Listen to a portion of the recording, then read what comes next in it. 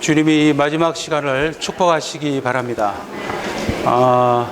저는 요한복음 20장에서 부활 안에 있는 생명을 누리는 세 가지 길에 대해서 교통할 거고요.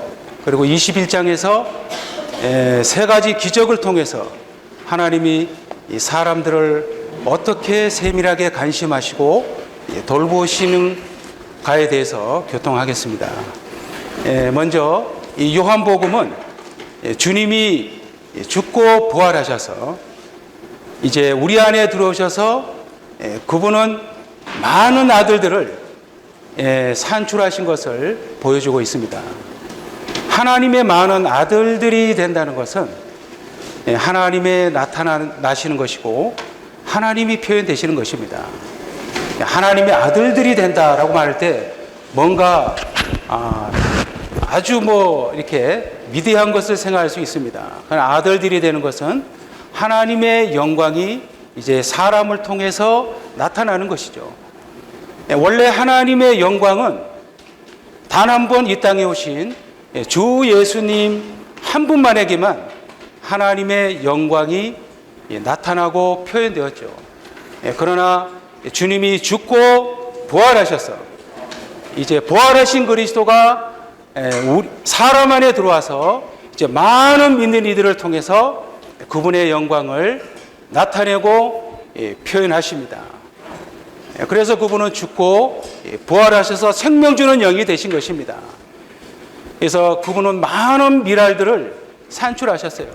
이 많은 미랄들이 바로 많은 형제들이고 많은 하나님과 똑같은 형상과 모양을 가진 많은 아들들이죠.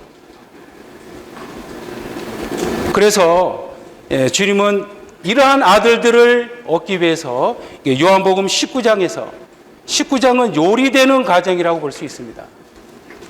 주님의 십자가에 못 박혀 죽으시는 이러한 과정들을 우리에게 보여주고 있습니다. 그분은 요리되셔야 우리가 누릴 수 있는 양식이 되시는 것입니다. 그래서 19장 여기 41절에 보면 예수님께서 십자가에 못 박히신 곳에 동산이 있었으며 라고 이렇게 말씀하고 있습니다. 동산이 있었으며, 이 동산에 사탄이 기어들어와서 사람을 타락하게 하고 사람을 죽음에 이르게 하였습니다. 그러나 주님은 이 동산에서 십자가에 못 박혀 죽으심으로 타락한 사람 안에 생명을 주셨어요. 사탄의 머리를 박살내시고 죽음을 끝내시고 그분은 승리하셨습니다. 이제 20장 1절에서 그 주의 첫날이라고 말씀하시고 있습니다. 모든 죽음과 사망을 끝내신 이후에 20장에 와서 그 주의 첫날, 이 그 주의 첫날은 아주 위대한 첫날입니다. 우주의 새 시대가 시작되는 날이죠. 새 창조의 시대가 시작된 것입니다. 우리는 모두가 거듭남으로 말미암아 이 새 창조의 시대, 우주의 새 시대 안에 살게 된 것입니다. 여기에 고린도후서 5장 17절에서 이렇게 말씀하고 있습니다. 누구든지 그리스도 안에 있으면 새 창조물입니다. 옛 것들은 지나갔습니다. 보십시오, 새 것이 되었습니다. 옛 창조는 주님의 우주 창조를 통해서 시작되었죠. 그러나 이 새 창조는 주님의 부활로 말미암아 시작된 것입니다. 이 측량할 수 없는 이 우주 창조가 놀라울까요? 아니면 주님의 부활이 놀라울까요? 당연히 우리 주님의 부활이 놀랍습니다. 우주 창조가 아무리 아름답다 할지라도 주님의 부활보다 비길 것은 없는 것입니다. 그래서 이 예수님의 부활은, 제가 입이 조금 마르네요. 모든 옛 창조물을 살아나게 합니다. 우리의 영을 살아나게 하고 우리의 혼을 살아나게 하고 우리의 죽을 몸까지도 살아나게 하는 것이 바로 이 부활 생명인 것입니다. 그래서 오늘 우리는 이 부활 안에 있는 이 생명을 누리는 이 세 가지를 보게 될 것입니다. 우리가 지난주에 우리 형제님들이 잘 교통해 주셨듯이 다시 한번 조명해 보기 원합니다. 여기 20장에서 우리가 부활 안에 있는 이 풍성한 것들을 누리기 위해서는 우리는 반드시 이 세 가지가 필요합니다. 첫째는 도를 옮겨 놓아야 됩니다. 두 번째로는 이 부활 생명을 추구해야 돼요. 열망해야 됩니다.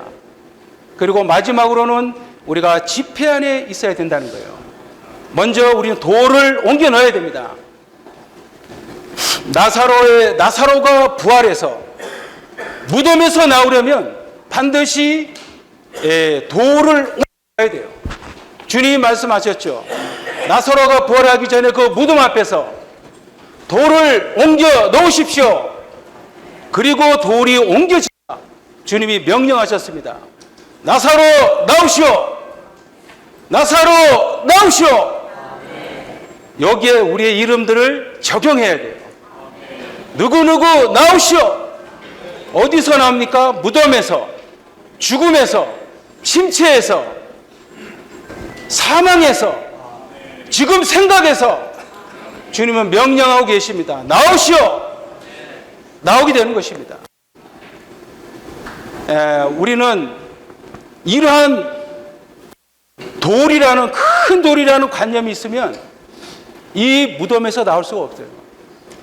제가 그렇습니다. 제가 오래도록 주의 회복에 연결되기 전에 많은 관념이 있었어요.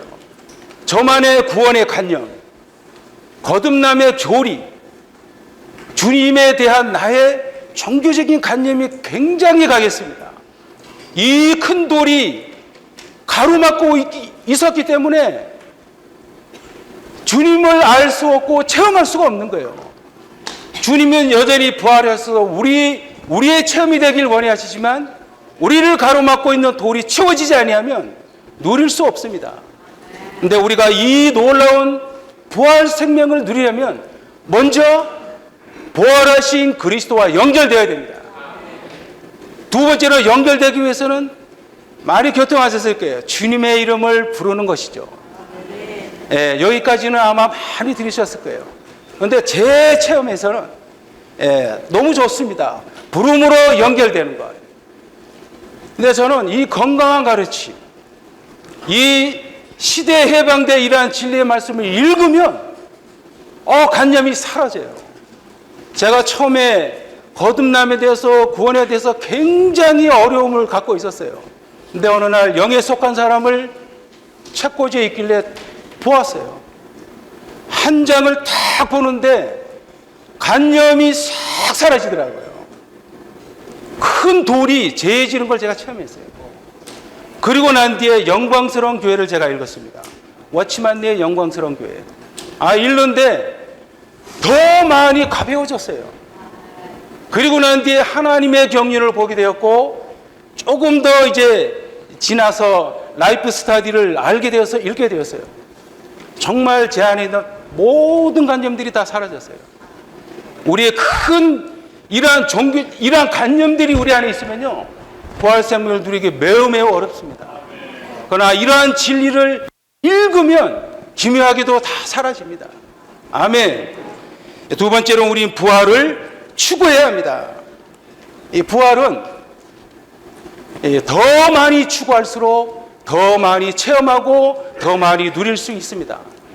이 막달라 마리아가 11 제자와 많은 사람에게 부활한 그리스도를 소식을 전했어요. 그런데 한 사람도 믿지 않았어요. 반응이 없었어요. 어떻게 됐습니까? 믿지 않고 그 부활의 현장에 가지 않은 사람들은 아무도 부활을 누릴 수 없었습니다. 그런데 요한과 베드로는 그래도 약간 믿음이 있어서 갔어요. 가서 요한은 세마포를 체험했죠, 그죠? 그러나 베드로는 조금 더 깊이 추구했기 때문에 수건까지 보게 되었습니다. 본다는 것은 얻는 것이에요. 그러고 난 뒤에 집으로 돌아갔어요. 말씀에 보면 집으로 돌아갔다 그럽니다. 근데 집으로 돌아간 건 매우 좋지 않습니다. 왜 그러냐면 뭔가 의지할 것이 있다는 거예요. 내가 주님이 아니더라도 뭔가 안식할 초소가 있다는 것입니다. 근데 마리아는 어떻습니까? 그 전에 귀신 들렸죠. 아마 많이 떠돌아다녀서 집도 없었을 거예요. 의지할 것도 없고 안식할 것도 없어요. 유일하게 마리아가 안식할 곳, 의지할 곳은 우리 주 예수님 한 분밖에 없습니다. 그분만을 유일하게 사랑했어요. 그렇기 때문에 이 사랑하는 여인에게 주님이 나타나셨습니다. 그리고 엄청난 계시를 보여주죠.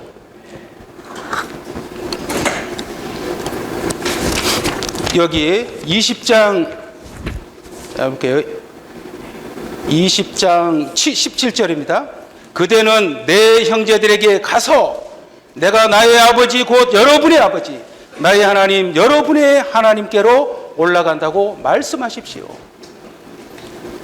세마포 수건 놀랍지만 이 내 형제들에게 가서 이 엄청난 계시입니다. 우리가 하나님의 형제들이 되었다는 거예요. 하나님의 형제들. 그리고 뭐라 그러죠? 나의 아버지, 여러분의 아버지라는 거예요. 여러분의 아버지. 이제 우리의 아버지예요. 우리도 동일한 하나님의 생명과 본성을 가진 하나님의 형제들, 하나님의 쌍둥이들이 되었다는 겁니다. 이러한 놀라운 계시를 부활을 추구하고 갈망하는 이 여인에게 계시해 주신 것입니다. 오늘도 여전히 변함없어요. 여전히 우리도 주님을 갈망하고 주님을 얻고자 하는 이러한 갈망이 있으면 우리에게 이러한 놀라운 계시를 보여주십니다. 제가 이러한 체험이 있기 때문에 동일하게 이러한 교통을 할 수 있어요. 저도 이러한 계시를 분명하게 보았습니다. 정말 갈망하고 추구하는 사람에게 부활하신 그리스도를 나타내십니다. 여기 히브리서 2장 11절 이런 말씀이 있어요. 거룩하게 하시는 분과 거룩하게 되고 있는 사람들이 모두 한 분에게서 났으므로 예수님께서 그들을 형제들이라 부르시기를 부끄러워하지 않으시고, 여기 보면 거룩하게 하시는 분이 누구십니까? 바로 예수님이십니다. 그러나 여기 거룩하게 되고 있는 사람들은 바로 우리를 말하는 것이죠.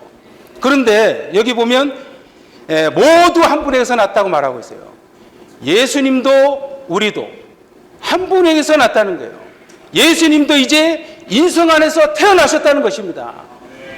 그래서 우리를 형제들이라 부르시기를 부끄러워하지 않으신 것입니다.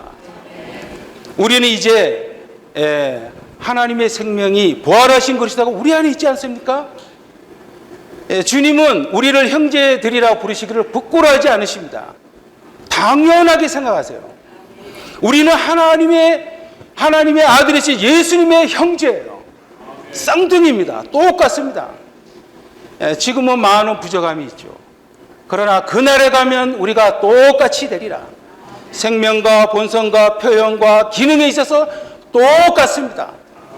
신격을 제외한 똑같죠.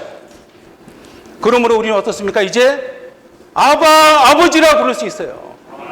하나님 우리 아버지의 생명과 본성이 우리 안에 똑같이 있기 때문에 부를 수 있는 것이죠.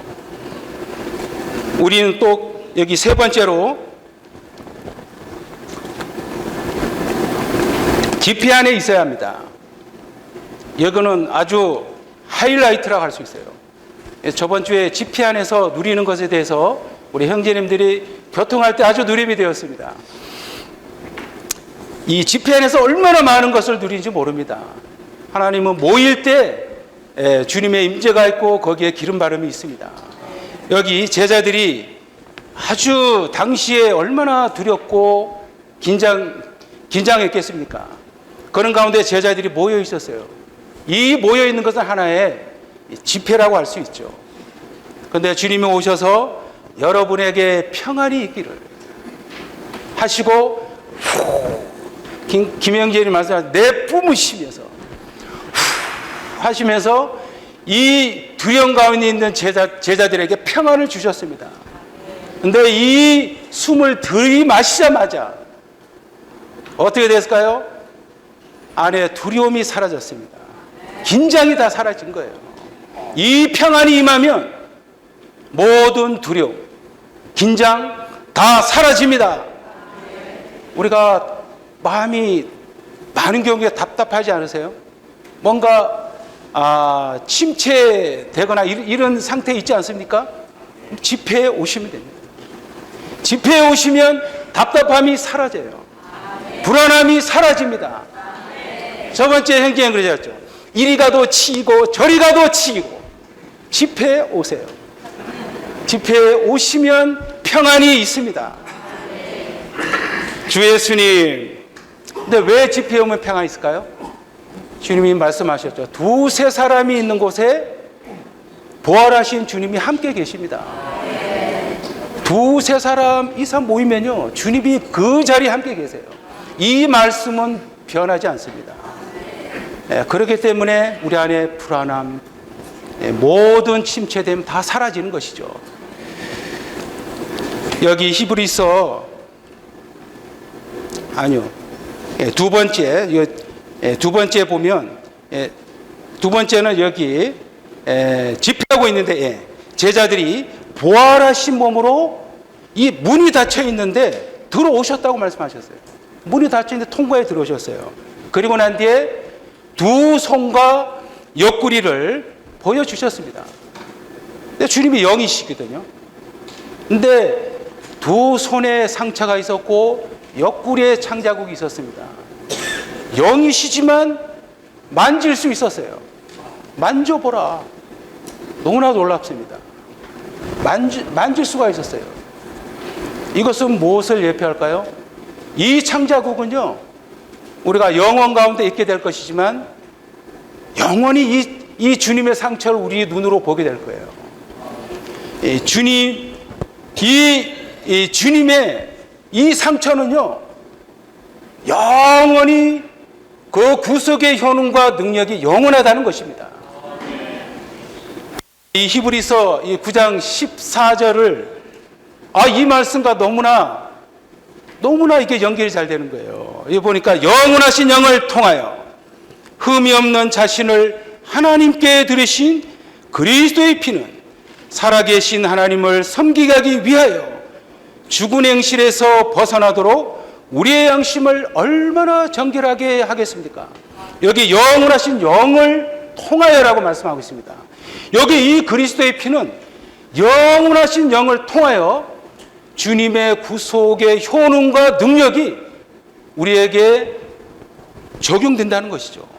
이 영원하신 영은 주님이 죽고 음부에 가셨을 때 예수님 안에 운행하시던 그 능력의 영이십니다.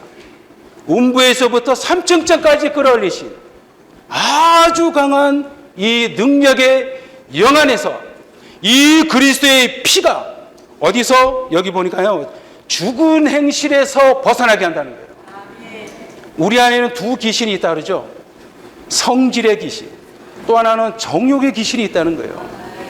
우리 안에서 죽은 행실에서 벗어나게 하는 이 엄청난 그 능력이 여전히 오늘도 효능을 발하고 있습니다. 얼마나 이 성질에서 정욕에서 구출받는 거요, 엄청난 능력이 필요해요. 누가 나를 건드려 보세요. 성질 안 낼 수 있을까요? 엄청난 능력이 있으면 안 낼 수 있어요. 정말 이러한 데서 벗어나는 것, 이기는 것은 효능 있는 피에 의해서 영원하신 영을 통해서 가능하다는 것이죠. 이 창자국,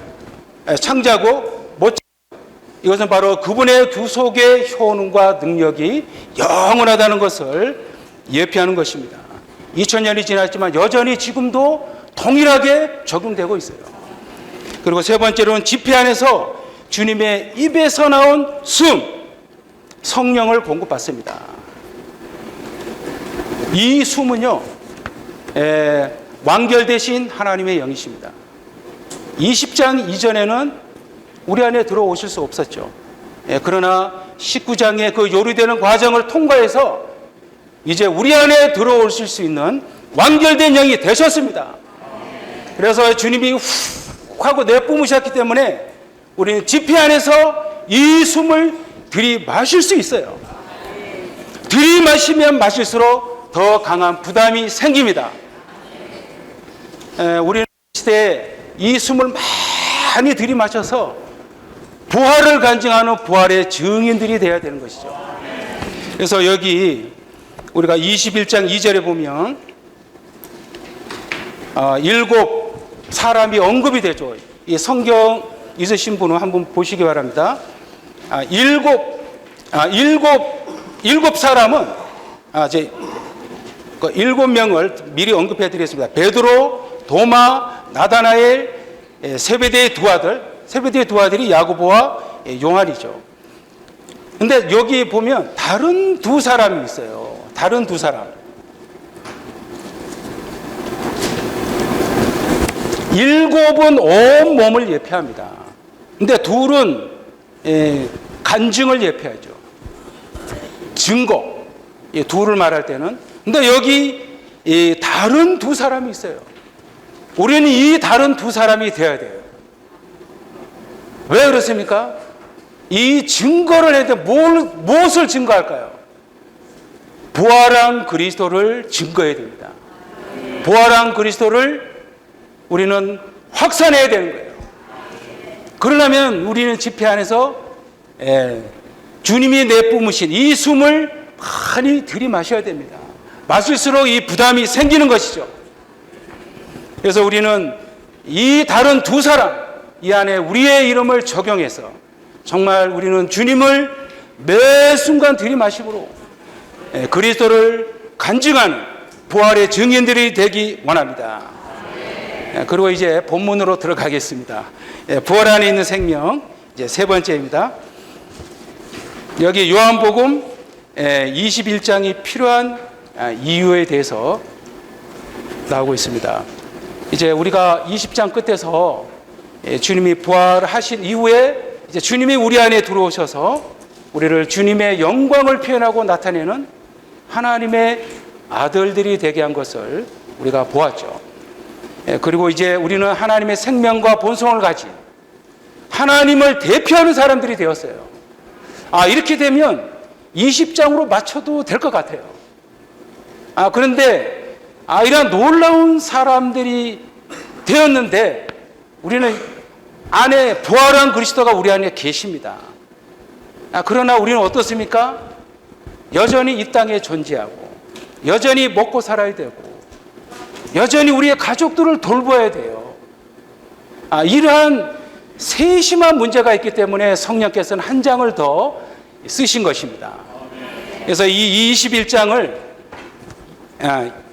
요 1, 2, 3, 4번을 읽어보시면 그 부분은 우리가 이해되실 것 같습니다. 그래서 1, 2, 3, 4번 함께 읽겠습니다. 요한복음 20장 끝에서 주님은 제자들의 모든 것으로서 그들과 함께 계시기 위해 그 영, 즉 공기 같은 영이신 그리스도로 돌아오셨다.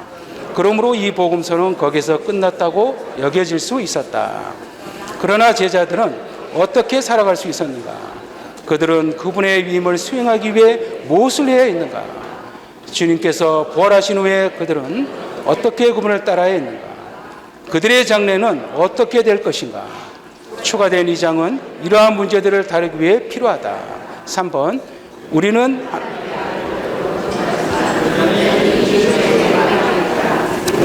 하나님의 아들들이지만 여전히 사람의 아들이다.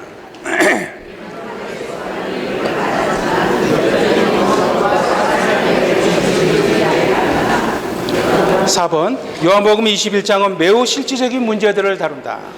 우리는 매일 금식만 할 수 없다. 우리의 생계, 우리의 가족, 이 땅에 있는 그 밖에 여러 가지 일들을 돌보는데 도움이 되는 21장이 있다. 이 때문에 성령은 계속해서 또 한 장을 쓰셨다. 로마서자 2번입니다. 그분의 보이지 않는 임재를 깨닫도록 제자들을 훈련시키기 위해 다시 나타나시. A번, 제자들과 함께 바다로 가시. 1절 말씀.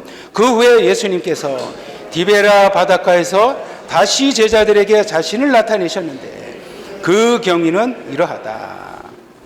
네. 1번 읽겠습니다. 요한복음 21장 1절부터 14절까지 해서 우리는 주님께서 믿는 이들과 함께 움직이시고 사신 것을 본다. 그분은 우리가 함께 모일 때 우리와 함께 계실 뿐 아니라 우리의 일상생활에서도 우리와 함께 계신다.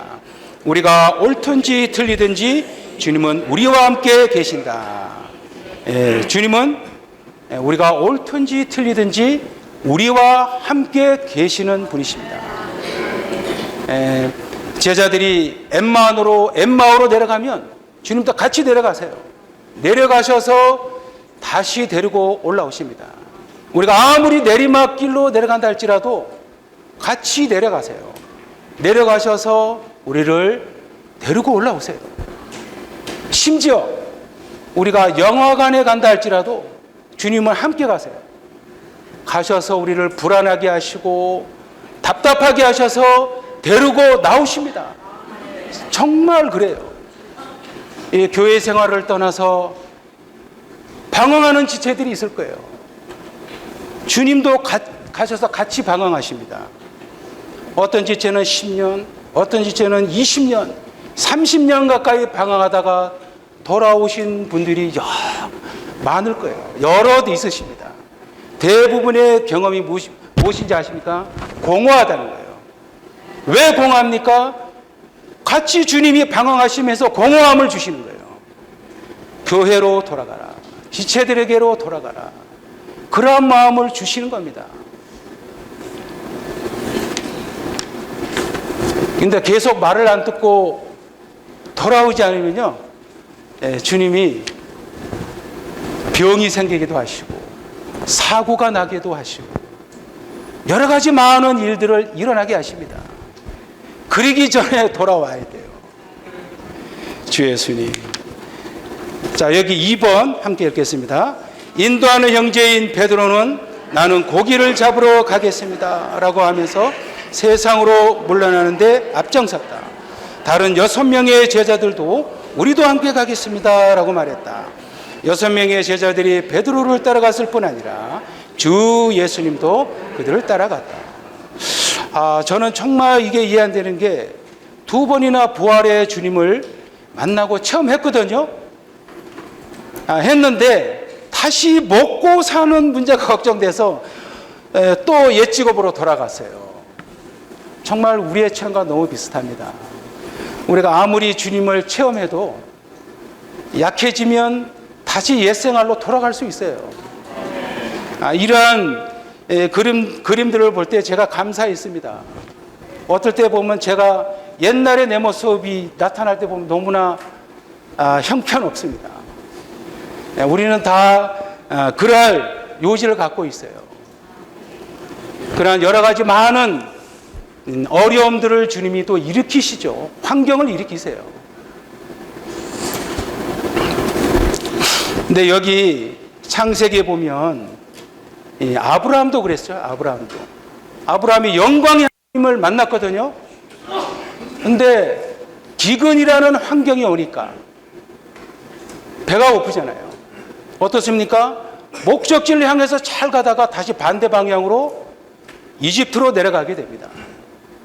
이것이 너무나 우리와 동일하지 않습니까? 우리도 어떠한 상황이 오면 그럴 수 있어요. 왜 이러한 상황이 올까? 왜 어려운 상황이 발생할까? 그래서 제가 그 창세기 12장 10절에 있는 그 각주를 하나 읽어드리겠습니다. 하나님께서 주권적으로 준비하신 기근은 아브라함이 자신의 매일의 생계를 위해 하나님을 신뢰하며 믿음으로 사는지를 보시기 위한 하나의 시험이었다. 이게 믿음으로 사는지 아니면 하나님을 신뢰하는지를 보기 위한 하나의 시험이었다는 거예요. 이러한 우리에게 일어나는 많은 환경들은 바로 하나님 자신을 의지하기 위해서 주님이 주권적으로 이루라는 것입니다. 그래서 여기 베드로도 그랬죠. 많은 환경과 실패를 통과한 후에 베드로전서 1장 6, 7절에서도 보면 여러분이 여러 가지 시련 때문에 현재는 잠시 동안 슬퍼하지 않을 수 없겠지만 그때를 두고 크게 기뻐하십시오. 여러분의 믿음의 시련은 불로 단련해도 없어지고만은 금을 단련하는 것보다 훨씬 보배로워서 예수 그리스도께서 나타나실 때 칭찬과 영광과 존귀를 얻게 합니다. 우리를 위해서 안비하신 이 모든 환경들은 바로 우리의 믿음을 단련하기 위해 하나님이 준비하신 것입니다. 시간이 B번 주님께서 요한복음 21장에서 자신을 제자들에게 나타내신 목적, 이 목적은 주님의 보이지 않는 임재를 훈련시키기 위한 것입니다. 보지 않고도 주님을 믿을 수 있도록 제자들의 믿음을 강화하기 위한 것이죠. 그리고 10번 넘어가겠습니다. 벌써 15분, 45분인가요? 3번 세 가지 표적이 가리키는 세 가지 기적. A번 함께 읽겠습니다.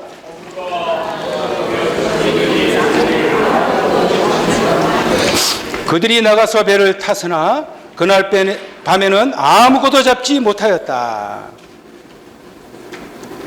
1번만 읽겠습니다. 베드로와 세베대의 아들들 요한과 야고보는 직업적인 어부들이었고 디베라 바다는 넓고 물고기가 가득했으며 밤은 고기잡이에 알맞은 때였지만 오라도록 그들은 한 마리도 잡지 못했다. 이것은 기적이었다. 주님께서 모든 물고기에게 그물에서 멀리 떨어져 있으라고 명령하셨던 것이 틀림없다. 이 디베라 바다는 그쪽의 온도가 상당히 높습니다. 그래서 이 낮에 물이 뜨겁지 않습니까? 햇빛이 계속 쐬다 보면. 그래서 물고기들이 낮에는 뜨겁기 때문에 다 수면 아래로 내려가죠. 근데 밤에 이제 좀 태양이 사라지고 선선해지면 물고기가 밤에 다 올라옵니다. 그래서 디베라 바다는요, 여기 보면 뭐라 했죠? 물고기가 엄청 많아요. 하여간 우리가 아마 이렇게 봐도 물고기가 막 뛰었을 거예요. 그런데 이 물고기 잡는데 전문가들이 투망을 던지는데, 그물을 던지는데 한 마리도 못 잡아요. 이게 기적 아닙니까? 한 마리도 못 잡아. 우리 냇물에 가면 탁 던지면 이제 피레미라도 한 마리 잡거든요. 근데 물고기가 막 이렇게 엄청 많은데도 물고기를 한 마리 못 잡아요. 근데 여기 밤은 고기 맞이에 알맞은 때지만, 그리고 난 뒤 한 마리도 못 잡았어요. 주님이 왜 그랬을까요? 그물에서 멀리 떨어져 있으라고 명령하셨기 때문에. 주님이 명령하셨다는 거예요. 근데 아마 이 제자들 주변에 많은 어부들이 있었을 거예요. 이웃에 사는 사람, 동네 사는 사람 다들 아주 막 흥얼흥얼거리면서 아마 엄청 잡았을 겁니다. 근데 유독 제자들만 밤새도록 고생만 하는 거예요. 밤새도록. 이것이 우리의 상황입니다. 우리 믿는 이들은 이 주변에 있는 옆에 어부들은 보면 잘 되는 거죠. 막 잡으니까. 우리가 볼 때 믿지 않는 사람들은 모든 것이 순조롭고 다 돈도 잘 벌고 애들도 잘 되고 다 잘 되는데 왜 우리만 이렇게 안 될까? 이 상황이죠. 많은 경우에 우리는 잘 나가다가 사업이 실패할 수도 있고, 또 잘 다니던 직장을 그만둘 수도 있고, 심지어는 가족 중에 남편이나 아내나 자녀들을 주님이 먼저 데려가실 수도 있어요. 왜 우리는 이렇게 일이 잘 안 될까? 이 하나님을 사랑하는 사람들에게는요, 잘 되는 환경을 주시면 변화가 안 됩니다. 그래서 주님이 하나님을 사랑하는 사람들에게는 물고기를 잘 잡게 안 하세요. 실패하게 하십니다. 어려움을 자꾸 주시는 거예요. 그래서 로마서 8장 28절에 있죠. 하나님을 사랑한 사람들, 그분의 목적에 따라 부름받은 사람들에게는 모든 것이 협력함으로 선이 이루어진다는 것을 압니다. 이 선이 이루어진다는 것은 우리가 그리스도를 더 많이 얻고 그리스도가 우리 존재 안에 더 많이 일에 넣어져서 우리가 내적으로 변화되게 하기 위한 것입니다. 그래서 아들의 형상을 이루게 하기 위해서 이런 많은 어려운 환경들을 우리에게 주신다는 거예요. 그래서 어떤 사람이 워치만 형제님에게 이렇게 물어봤다는 거예요. 예수님 믿으면 모든 것이 잘 됩니까? 근데 워치만 형제 뭐라고 답변했을까요? 있던 밖으로 또 깨집니다. 있던 밖으로 또 깨진다는 거예요. 이게 무슨 뜻일까요? 예수님을 믿으면 많은 어려움이 온다는 거예요. 이 어려움이 우리를 온전케 하고 우리를 변화시킨다는 것이죠. 그렇기 때문에 많은 어려움들이 생기는 것입니다. 이거 B번, 시간이 없어 빨리 읽겠습니다. 주님의 말씀에 따라 많은 고기를 잡은 기자. 그물을 배 오른쪽에 던지십시오. 그러면 잡힐 것입니다. 그래서 제자들이 그물을 던졌더니 고기가 너무 많아서 그물을 끌어올릴 수 없었다. 여기 그러면 잡힐 것입니다. 그러면 잡힐 것입니다. 이 말씀을 쭉 주의해 보셨어요? 이것은 주님이 고기들에게 명령하셨다는 거예요. 그쪽으로 던지면 거기에 고기가 가 있어. 내가 명령했어. 이런 말씀입니다. 다 오른쪽으로 가라고 주님이 명령하신 거예요. 이거 어떤 의미일까요? 이 모든 것이 주님의 손에 달려 있다는 겁니다. 우리가 주님 없이 무언가를 계획하고 무언가를 하려고 많이 애쓸 수 있어요. 그러나 주님이 허락하지 않으면 모든 것이 안 됩니다. 어떤 사람은 자기가 집을 팔면 집값이 올라간다는 거예요. 돈이 피해간다는 거예요. 하나님이 피해가게 하시는 거예요. 물질이 생기면 변화가 안 되니까. 그래서 잠언 16장 9절에 이런 말씀이 있습니다. 사람이 마음으로 자기 길을 계획하나 그 걸음을 인도하시는 분은 여호와이시다. 많은 사람들이 자기의 길을 계획할 수 있어요. 먹고 사는 생계의 문제, 장래 문제, 노후 문제, 아마 철저하게 세밀하게 계획할 수 있습니다. 그러나 우리가 아무리 상세하게 계획할지라도 그 길을 인도하시는 분은 하나님이세요. 하나님이 닫으면, 하나님이 막으면 안 되는 거예요. 모든 일이 안 됩니다. 모든 성공 다 실패로 끝납니다. 그러나 주님의 말씀 안에 있고 우리가 주님의 위임 안에 있잖아요. 모든 것이 풍성해져요. 이제 여기 세 번째 기적이 있습니다. 주님의 위임 안에 있으면 모든 것이 풍성해져요. 육지 안에서도 물고기가 있는 기적. 바다에서도 못 잡았는데 육지 안에서 물고기를 잡아요. 자, 21장 9절. 그들이 육지에 올라와 보니 거기에 숯불이 있는데 그 위에 생선이 놓여 있었으며 떡도 있었다. 그들이 육지에 올라와 보니 우리는 육지로 올라와야 합니다. 육지가 무엇입니까? 육지는 바로 그리스도를 상징합니다. 우리는 세상을 상징하는 바다에서 육지로 올라와야 돼요. 바다가 아무리 넓고 풍요롭고 살만해 보여도 우리는 거기에 오래 머물러 있으면 물고기 한 마리 얻을 수 없어요. 제자들처럼 반드시 그리스도인 육지로 올라와야 합니다. 육지에 올라올 때 오병이어의 기적을 체험할 수 있는 것입니다. 그리고 여기 보면 육지로 올라올 때 우리는 또 무엇을 체험하냐면 숯불을 체험해요. 그리고 생선과 떡을 체험하게 됩니다. 여기 숯불이 있는데 숯불이 무엇이죠? 바로 숯불은 비추고 태우시는 그리스도를 상징합니다. 불은 한 방면에서 비추어지죠. 또 한 방면에서는 태우는 것입니다. 베드로가 주님을 부인했죠.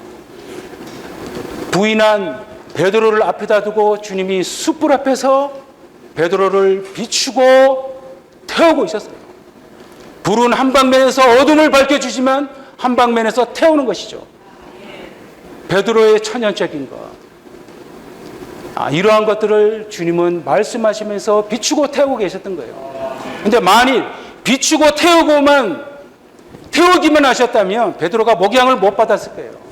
근데 여기 보면 생선을 주시고 떡을 공급해 주셨습니다. 반드시 생선도 그리스도, 떡도 그리스도죠. 생선과 떡을 공급해 줄 때 베드로가 참되게 목양을 받는 거예요. 그래서 정말 그리스도 위 안에 있으면 이 모든 것이 육지도 그리스도, 숯불도 그리스도, 그리고 생선, 떡, 모든 것이 그리스도입니다. 그리스도가 풍성해지는 거예요. 요한복음 21장, 아마 성경 구절이 없을 거예요. 개요인데 있으신 분은 21장 11절을 읽겠습니다. 마지막은 이제 성경 구절로 보겠습니다. 시몬 베드로가 올라가서 그물을 육지로 끌어올리니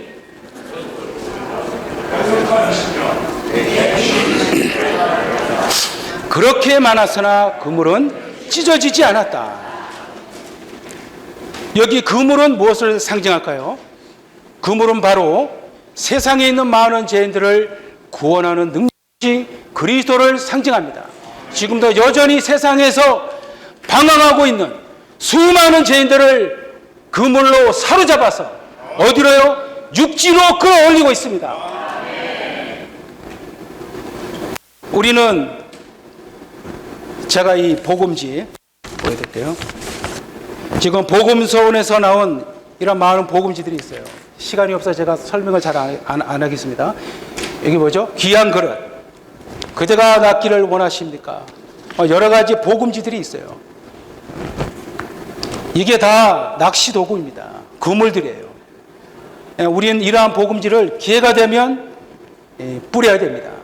특히 인생의 비밀. 제가 야탑에서 이 인생의 비밀을 부지런히 뿌렸습니다. 그래서 여호와 증인에 있는 한 형제를 제가 얻었어요. 그래서 교회 생활을 하고 있습니다. 지금은 잠시 아마 쉬는데 또 하게 될 것입니다. 이렇게 우리는 이러한 복음지를 뿌려서 이러한 죄인들을 끌어올려야 됩니다. 육지인 그리스도 안으로 끌어올려야 돼요. 우리 다만 던지면 돼요. 이러한 복음지를 뿌리면 됩니다. 던지는 것은 우리의 책임이고 죄인들을 얻는 것은 하나님의 책임이세요.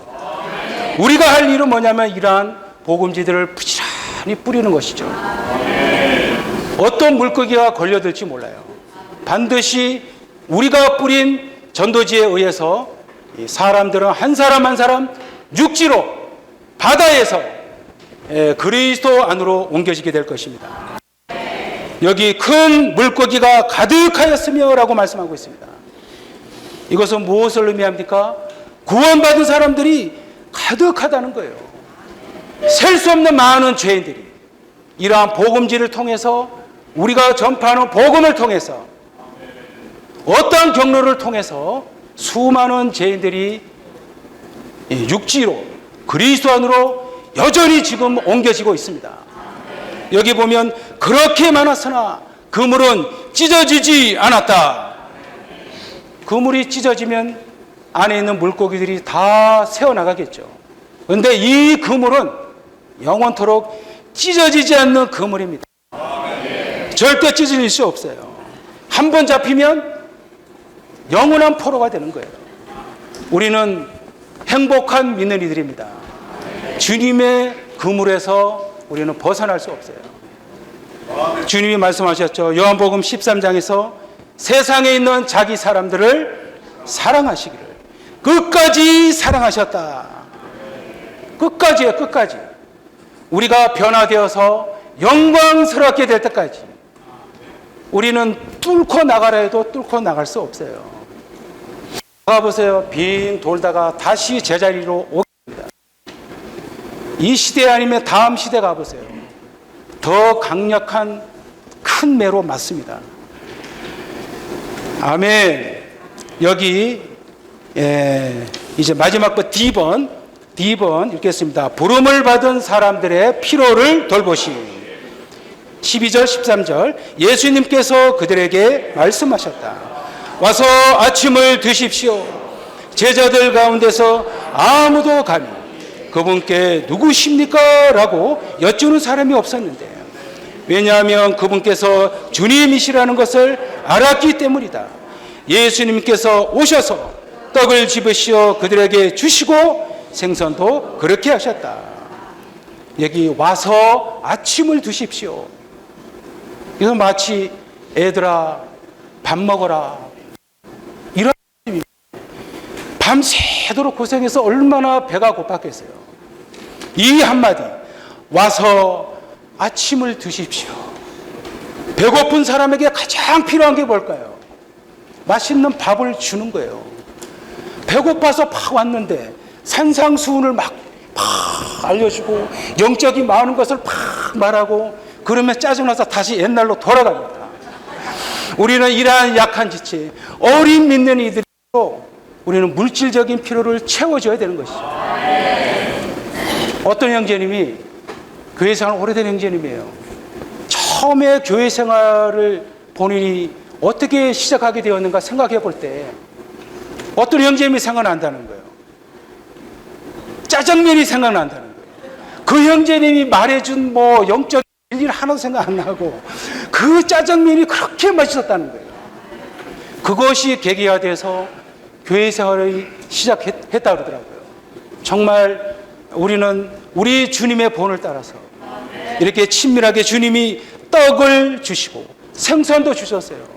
우리 마치 밥 한 숟가락 떠서 거기에 김치를 올려주시고 고기도 올려주시고 다 먹여주시는 것처럼 이렇게 먹여주세요. 어떤 형제님은 신방 올 때 꼭 한 가지를 안 갖고 오죠. 화장지도 갖고 오시고 먹을 것도 갖고 오세요. 우리가 이렇게 어린 믿는 이들을 목양한다면 정말 교회 안에 양들이 가득할 것입니다.